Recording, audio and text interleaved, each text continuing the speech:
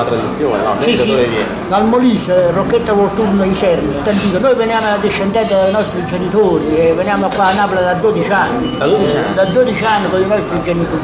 Eh sì, è una tradizione, È una tradizione passione. che risale direi a centinaia di anni. Sì, sì, sì. Ma le vostre canzoni sono già state definite, avete Sono queste canzoni natalizie, la novena alla Madonna e la novena Gesù Bambino.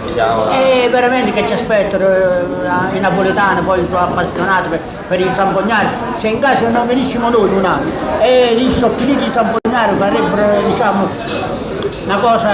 E senta, ma la città che richiede di più i Zampognari, questo si dice Napoli oppure ci sono anche altre città che I Sampognari più che richiedono è Napoli. Poi ci sono anche altre città che vanno in Sampognari, però come le richiedono a Napoli a nessuna città.